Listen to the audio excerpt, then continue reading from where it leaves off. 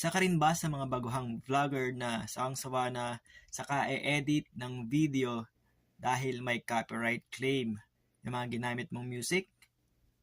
Tara, explorein natin dahil meron akong na-discover na app na may free music. Pwede kang mag-customize ng music doon.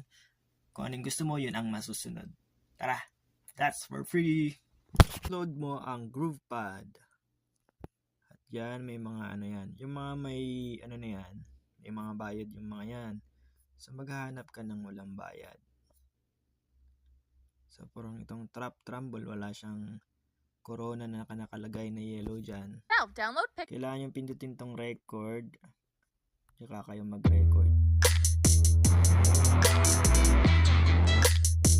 Tapos pag in-stop natin yan, may lalabas na recording. So, sample natin.